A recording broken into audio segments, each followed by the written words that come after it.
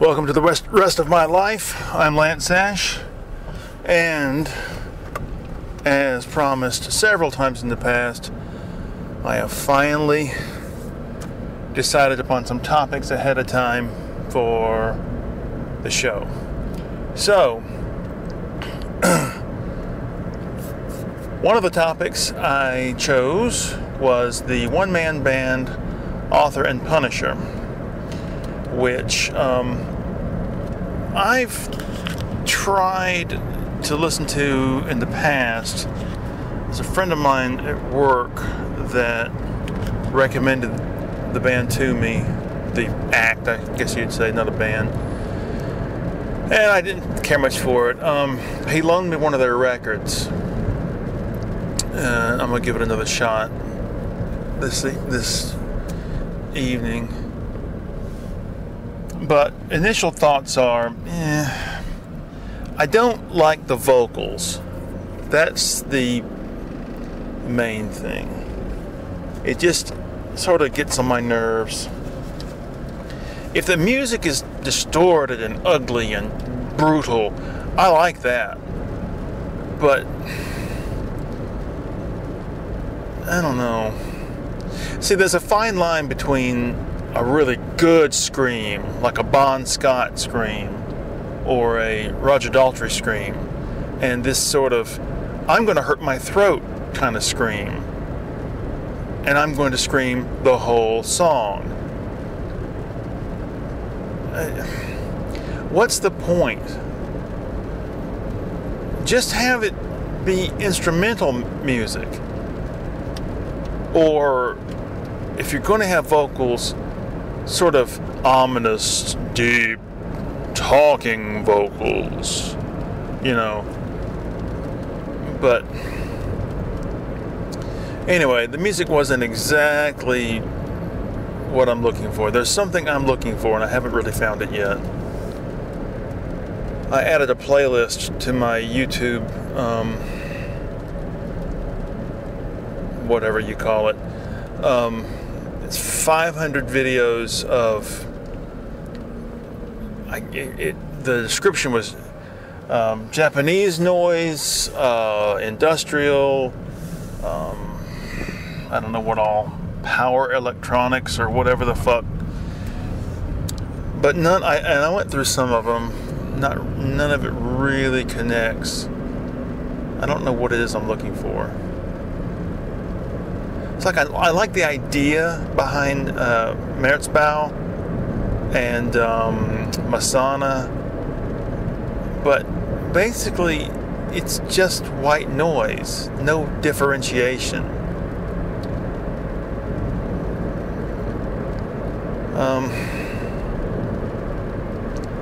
I don't know. I'll give the album another shot tonight. We'll see how it goes.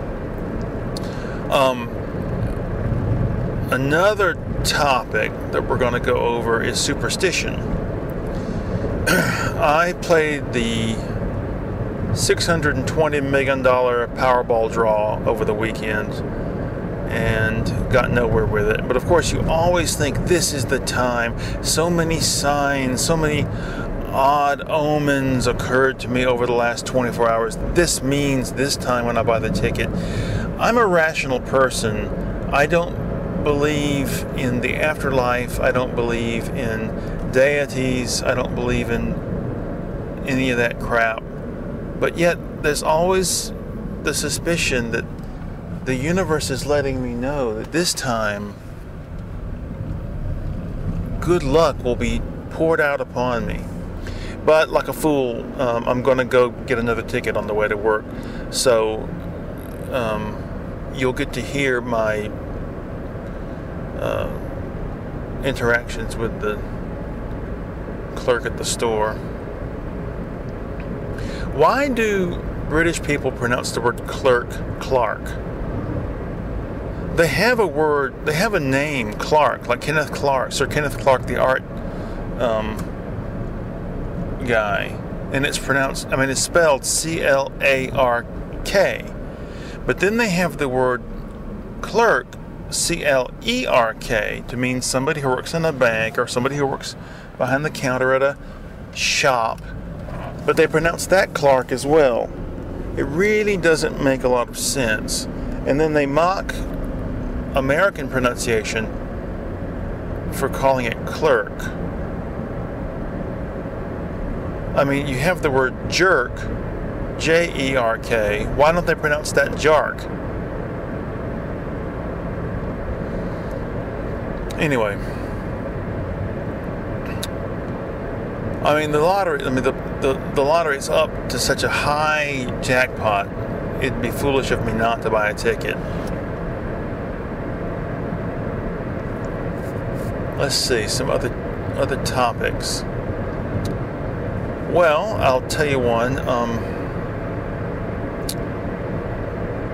My wife has been doing a lot of decluttering and a lot of reorganizing. So I thought I'd jump on board because I need to reorganize and declutter as well. So together we went through all of our DVDs and got rid of, out of our whole DVD collection, we probably got rid of 75% of them. Because we just don't watch movies that often. I don't even know why we kept the ones we did keep. Got rid of a lot of books. Of course, that's an ongoing process.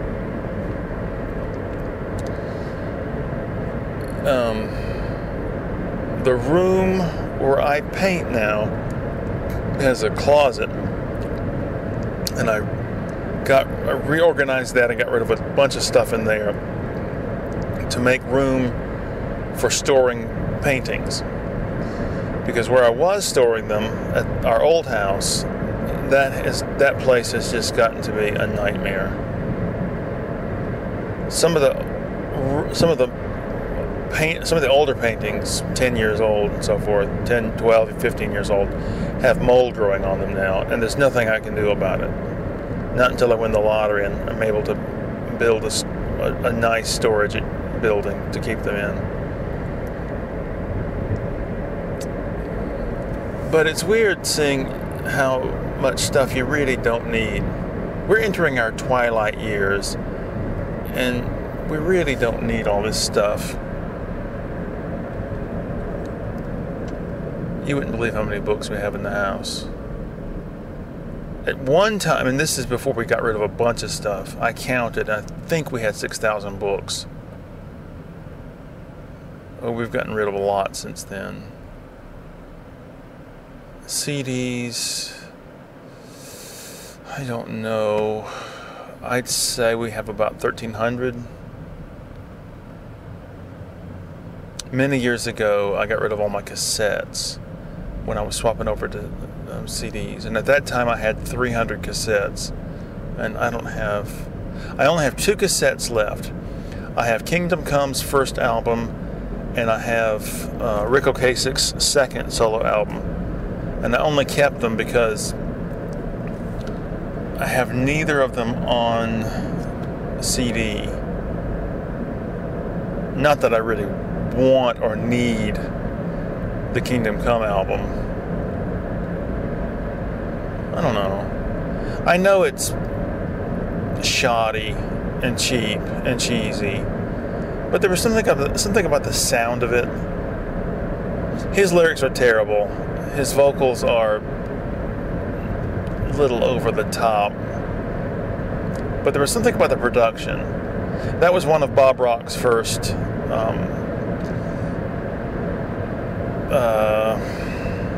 stepping stones to rock and roll production fame and glory. Funny how he's disappeared now. He should have stood up to Metallica and told them, no, I'm sorry, I went along with you with Load and I went along with Reload, but this Saint Anger concept you've got is a pile of shit. Oh, and by the way, stop treating Jason Newsted so terribly.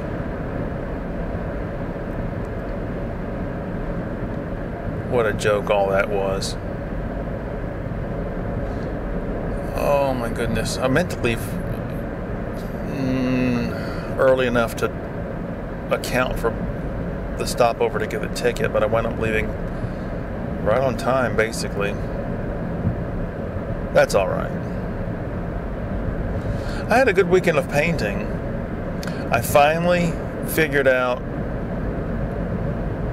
the direction I want to go in. No, not that. I finally figured out the format through which I can develop this direction that I want to go in. It's basically what I've been doing, but I sort of locked it down. And it's not a matter of being rigid. This is a basic format which can be in which I can do a lot of different variety.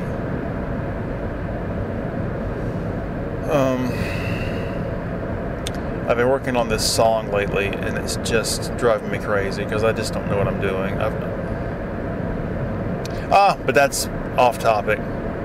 We need to stay with the topics. Another topic I would say is living in the countryside, which everybody thinks is so damn desirable. It is not, my friend. It is not. I want to live in a big city where I don't have to cut grass, where my wife doesn't have to cut grass.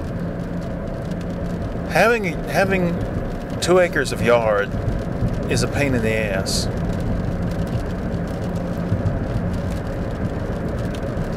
My mother has enough disposable income that she hires a crew of guys come over and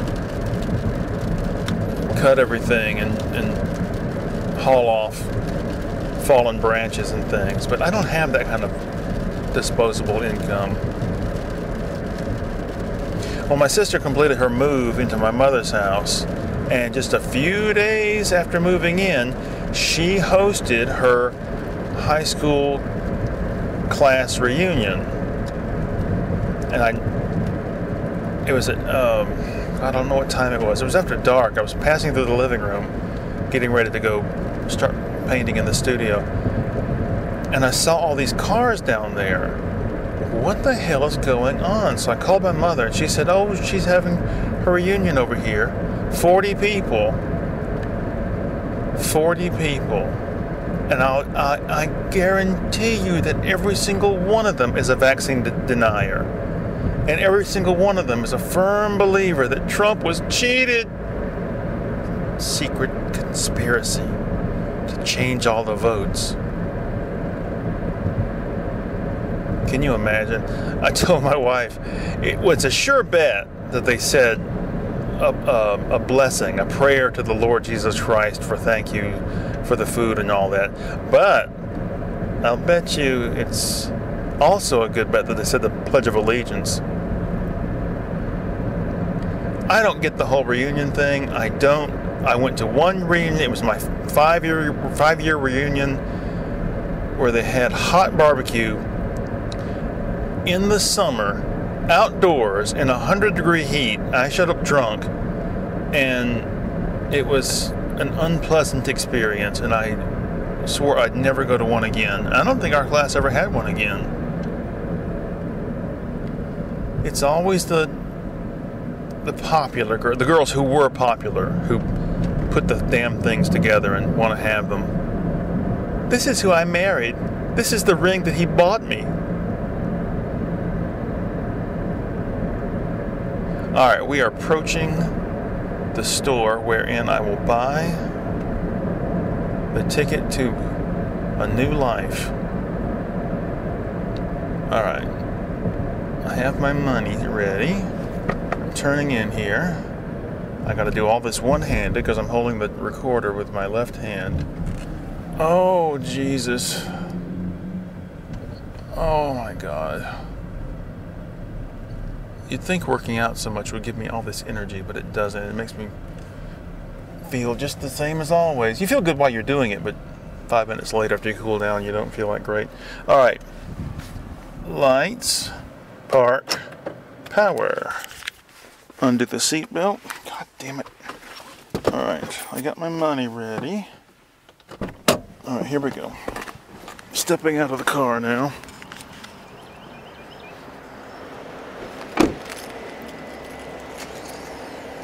What the hell's that? Lock the car. Where's my money at? Let me double check. I'm paying with quarters. Like a bum. Alright, I got it. Yeah. Alright, here we go. Walking into the store, walking up towards the front door. Alright, here we go. Just pay attention. Thank you. Alright, we're inside now.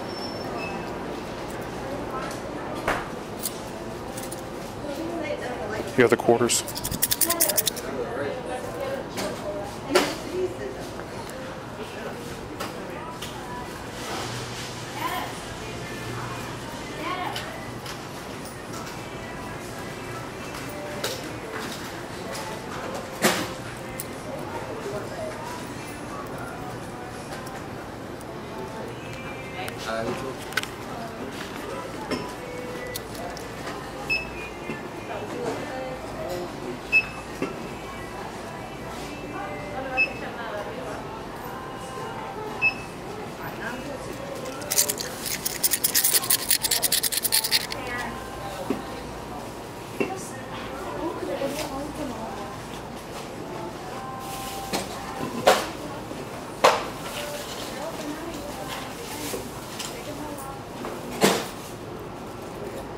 Hey, I need to get one quick pick on the Powerball.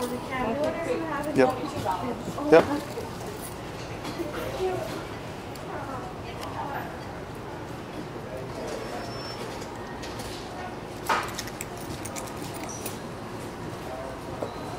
Okay, there you go. Thank you. The laser in the scanner was flashing right in my eyes.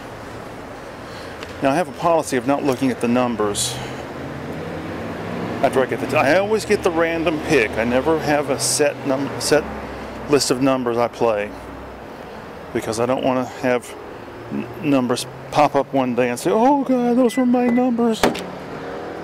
Oh Christ, so stiff. All right.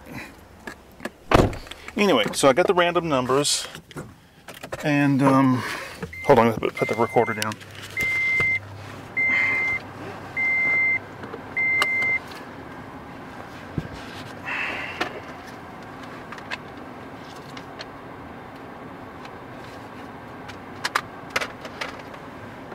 Lights on, in reverse. Now we're back in out of the space. Come on, don't hit me, man. Oh, I gotta make a big loop to get out of here. Okay, so anyway, so I got the numbers chosen for me by the computer, and I don't look at them until the drawing.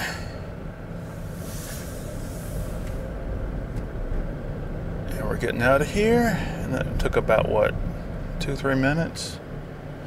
So I'm really not off schedule by that much, especially since I always get to work 15 minutes early anyway.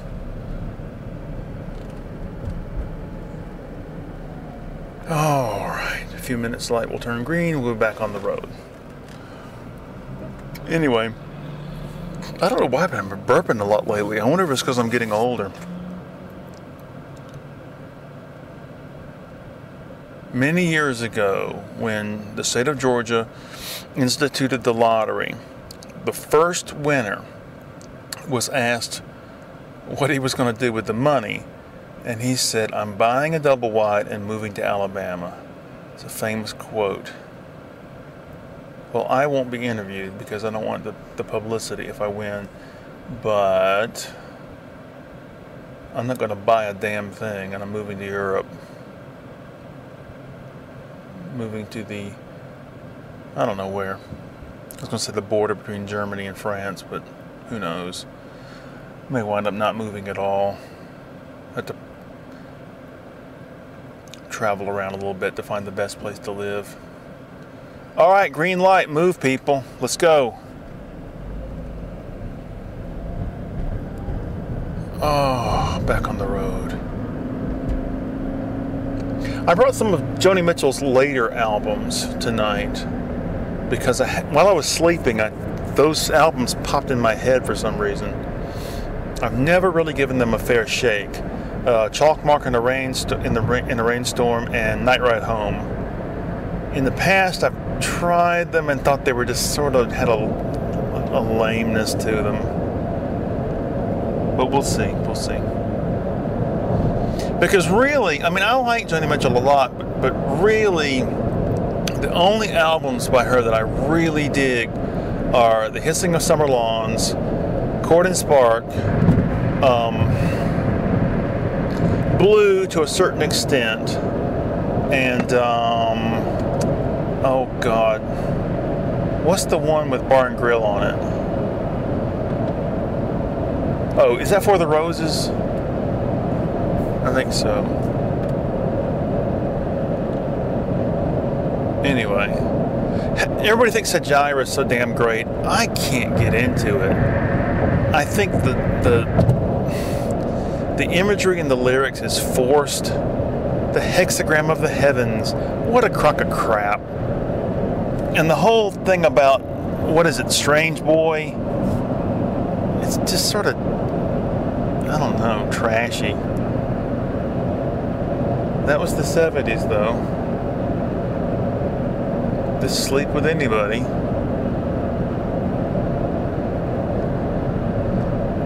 Oh, man. I don't want to go back to work, but I feel positive about going back tonight. I mean, I feel positive personally. And I think one of the reasons is because my painting is finally on track, I think. And I feel really good about this new issue of my online magazine. This feels good. I wrote about that feeling in the opening editorial for the new issue, where I talked about how back several years ago, when I was doing my online comic strip, it got to a point where I just felt so good about it. And it was this sort of fluttery feeling in the chest. Every time you take a breath, you feel like, yes, I have this thing. I have this project that's me, and it's there, and it's just something you can have with you mentally, conceptually, at all times. And I ended the comic strip for various reasons, and that I felt sort of like I'd lost something, and it's taken all this time to work back around again to having this thing. And the reason it took so long is because I had to do it because all the characters are interconnected. There's a through line through all this stuff, and I had to do it logically. And so all this stuff forms one big long narrative.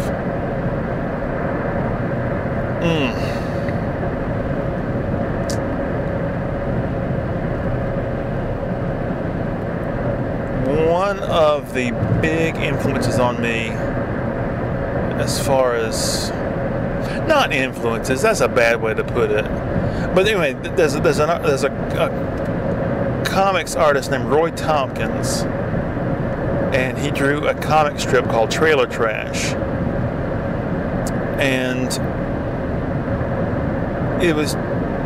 I just loved it. He only did 10 issues or 9 before I guess it became just too much of a pain in the ass. He wasn't getting enough money for it, so he had to drop it. But there was something about his approach to drawing, his approach to, it's not shading, it's just, I don't know. But also his approach to writing the story. It was an ongoing story. And it just connected with me.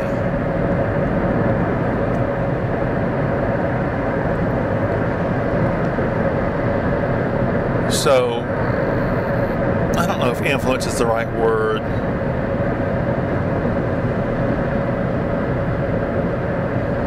But anyway, we're approaching the place where I always end the show. So I hope this has been a little bit more interesting to listen to. I hope the music playing in the convenience store over the speakers doesn't register with the automatic copyright infringement sensory apparatus. That would be a damn shame. I couldn't tell what the hell it was, so maybe they won't either. I went down to pick up to borrow. Oh, I can tell you that story later. Not right now. I was going to tell you a story about picking up my mother's. Borrowing my mother's truck to do something, but oh shit! I had a chance to tell you that, but I don't. I'm out of time now. All right, let me sneeze here. I think I've lost him. All right. Thank you very much for listening. Bye-bye.